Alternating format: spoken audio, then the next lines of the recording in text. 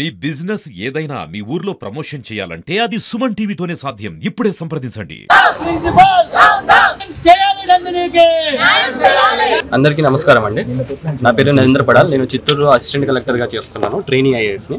So present అది attachment police డిపార్ట్మెంట్తోనే అవుతుంది. So మన ఇన్స్పెక్టర్ గారితోనే నేను ఉన్నాను, 2 టౌన్ సిఐ గారితోనే. సో మన 2 టౌన్ ఇన్స్పెక్టర్ గారితో ఉన్నప్పుడు నాకు ఇలా ఇన్ఫర్మేషన్ వచ్చింది మార్నింగ్ దట్ ఇట్లా సీతమ్స్ కాలేజ్లో నిన్నట్లో ఒక ఇన్సిడెంట్ అయ్యింది, మిస్ హ్యాప్. ఆ ఇన్సిడెంట్ అవ్వడం వల్ల ఇప్పుడు ఇక్కడ మనకు కాలేజ్ ముందు పేరెంట్స్ అండ్ వాళ్ళ యొక్క క్లోజ్ అసోసియేట్స్ కాలేజ్ ముందు ఉన్నారని చెప్పి ఇన్ఫర్మేషన్ వస్తే సో ఫీల్డ్ ఇన్స్పెక్షన్ కానీ వచ్చాము. ఇక్కడికి వచ్చిన తర్వాత నాకు తెలిసిన రియాలిటీ ఏమైందంటే మేనేజ్మెంట్ వాళ్ళు నిన్న ఇన్సిడెంట్ అయిన తర్వాత మేము చూసుకుంటామని చెప్పి ఒక హామీ ఇచ్చారు. సో ఇప్పుడు మనకి ఇక్కడ ఉన్న క్లోజ్ అసోసియేట్స్కి ఏంటంటే మేనేజ్మెంట్ నుంచి ఏ రెస్పాన్స్ లేదు కాబట్టి వీళ్ళు ఒక కైండ్ ఆఫ్ ఆందోళనలోకి వెళ్ళిపోయి వీళ్ళు ఇక్కడ కొంచెం చిన్నగా కాలేజ్ ముందు కూర్చున్నారు. సో ఈ పరంగానే నేను మేనేజ్మెంట్ వాళ్ళకి కాల్ చేశాను, మన ప్రిన్సిపల్ గారితోనే మాట్లాడితే ఇప్పుడు ప్రిన్సిపల్ గారు అవుట్ ఆఫ్ స్టేషన్ లీవ్లో ఉన్నారు. ఇన్సిడెంట్ కాకుండా ముందు నుంచి వాళ్ళు అవుట్ ఆఫ్ స్టేషన్ లీవ్లో ఉన్నారు. సో ప్రిన్సిపల్ గారికి నేను వార్నింగ్ ఇవ్వడం ఏమైందంటే 5 o'clock కల్లా నాకు మేనేజ్మెంట్ నుంచి ఎవరైనా సరే మేనేజ్మెంట్ నుంచి ఇక్కడ ఎవరైతే మనకు బాధితులు వాళ్ళ ఫ్యామిలీ వాళ్ళ క్లోజ్ అసోసియేట్స్ ఎవరైతే ఉన్నారో వాళ్ళని అప్రోచ్ కావాలని చెప్పి వార్నింగ్ ఇచ్చాను. And you are waiting for the reply. ఏమన్నా సరే 5 o'clock కల్లా ఆర్ ఈవినింగ్ కల్లా మీకు ఏ కైండ్ ఆఫ్ రిప్లై రాకపోతే నాకే డైరెక్ట్ కాల్ చేయమని చెప్పి నేను మన బాధితులు కూడా చెప్పడం జరిగింది. నందిని అండి, మాది సరిగిరెడ్డిపల్లి, గంగాధర్ నెల్లూరు మండలము. మా పాప సీతమ్స్ కాలేజ్లోని ఈసీ 3rd year చదువుతుంది. మా పాపకి ఇక్కడ ఫ్రీ సీట్ వచ్చిందండి. సో మేము సోమవారం నుంచి మా పాప రికార్డ్ సరిగ్గా రాయలేదనేసి అసెస్మెంట్ చేస్తుంది. మేడం ఏదో మాట్లాడుతుంది, డ్రెస్ కోడ్ వల్ల ముందు నుంచే మేడంకి పాపకి ఏదో ప్రెషర్ కూడా ఉంది అని చెప్పుకొస్తా ఉన్నాము. మాట్లాడతానులేమ్మా చెప్తామనేసి కూడా అన్నాము. బట్ అది ఎందుకో ఇట్లా అయిందో తెలియదు. చెప్పినట్టు ఆ అమ్మాయి గత వారం రోజులుగా ప్యానిక్గానే ఉన్నారు.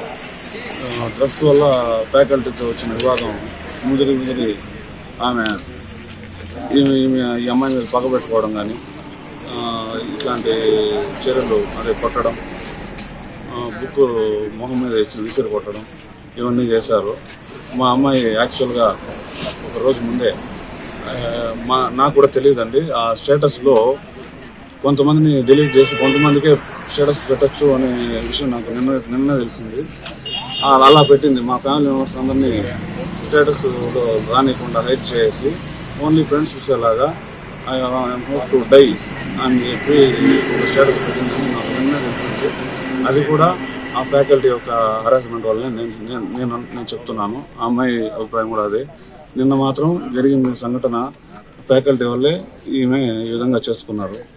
దీనికి మేమేమి అడుగుతున్నామంటే మాకు కాలేజీ యాజమాన్యం మాకు తగిన రీతిలో న్యాయం చేయాల్సిందే. చేస్తే మేము దేనికైనా సిద్ధం, లేదంటే మేము న్యాయ పోరాటానికి ఖచ్చితంగా దిగుతాం. ఇట్లా వైద్యం ఖర్చు కావాలనేసి అంటే వైదేహి హాస్పిటల్కి వెళ్ళండి అంటే వాళ్ళ హాస్పిటల్కి, అది మేము అడిగితే హాస్పిటల్కి వెళ్ళండి అన్నారు.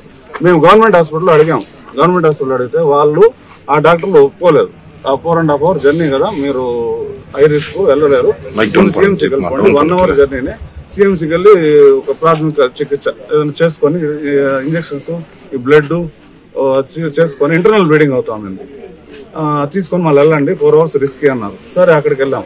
సిఎంసీకి వెళ్తే అక్కడ డాక్టర్లు ఏమన్నారంటే మీరు ఇక్కడ నుంచి 4 hours వాళ్ళు కూడా అదే చెప్తారు, ఇంటర్నల్ బ్లీడింగ్ అవుతుంది, పాప అయితే బతకదు, మీరు తీసుకెళ్తే పాప అయితే మార్గ మధ్యంలో ఏమైనా కావచ్చును, దయచేసి ఇక్కడ మీరు పెట్టి వైద్యం చేసుకోండి అంటే ఏదో మేము అక్కడే అడ్మిట్ చేసి అప్పో చేసి నిన్నటి వరకు 2 లక్షలు పాప కట్టి 2 సర్జరీలు అయ్యింది. ఆ అమ్మాయి ఇంకా సీరియస్ స్టేజ్లోనే ఉంది, ఇంకా స్పృహలోకి రాలేదు. రేపు మార్నింగ్ స్పృహలోకి రారని చెప్తున్నారు డాక్టర్లు. కాలేజీ ఫ్యాకల్టీతో మాట్లాడితే ఆయనతో మాట్లాడితే మీరు ఎక్కడికైనా వెళ్ళండి, మేము అన్ని చూసుకుంటాము అని చెప్పారు. దీంతో చెప్పి మీరు సీఎంసీకి వెళ్ళండి, బిడ్డను కాపాడండి, మేము చేస్తాము, మేము తగిన విధంగా న్యాయం చేస్తాము, అక్కడ మేము పే చేస్తాము అనేసి అన్నారు. సార్ దానికి ఇప్పుడు ఏం రెస్పాన్స్ లేదు. ఇందాక ఇక్కడికి వచ్చిన తర్వాత సిఐ నెట్టిబాబు గారు ఆయన కాల్ చేసి వాళ్ళు న్యాయం చేస్తారంట, ఈయనకే కాల్ చేస్తారు, మా తమ్ముడికి కాల్ చేసి వాళ్ళు న్యాయం చేస్తారంట, మీరు ఆగండి, మేము న్యాయం జరిగేదాకా మేము చూస్తాము అనేసి అన్నారు. కానీ మళ్ళీ దాని తర్వాత కూడా కాలేజ్ ప్రిన్సిపాల్కి 4 సార్లు కాల్ చేస్తే మన ఏఎస్ఐ గారు కూడా చేశారు. నేను 4 సార్లు కాల్ చేసినా తీయలేదు, మన ఏఎస్ఐ గారు కూడా చేస్తారు, తీయలేదు. దీనికి భయపడే నిన్న సాయంత్రం మా వాళ్ళు సోషల్ మీడియాలో ఈ విధంగా శాంతియుతంగా ధర్నా చేస్తామని చెప్పారు. శాంతియుతంగా ధర్నా చేస్తామని చెప్తే సోషల్ మీడియాలో 15 minutesకే కాలేజ్ హాలిడే ఇచ్చారు. ఎగ్జామ్స్ కూడా పోస్ట్పోన్ చేస్తారు. On the occasion of first Saturday. నా దగ్గర సర్కులర్ కూడా ఉంది. ఫస్ట్ సాటర్డేకి వీళ్ళు ఎన్ని రోజులు అండి లీవ్ ఇచ్చారు? ఇంతకుముందు ఫస్ట్ సాటర్డేకి సీతమ్స్ కాలేజీలో ఎన్ని రోజులు లీవ్ జరిగింది? మా పాప 3 years చదువుతుంది.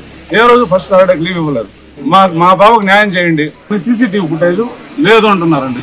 మాకు ఆ ల్యాబ్ లో సీసీటీవీ ఫుటేజ్ ఇస్తే మీకు మీడియా మిత్రుల ద్వారా నేను చెప్తా ఉండేది, మీరు దయచేసి ఆ ల్యాబ్ లోని సీసీటీవీ ఫుటేజ్ దయచేసి వెలికి తీయండి. అందరు మీడియా మిత్రులకి నేను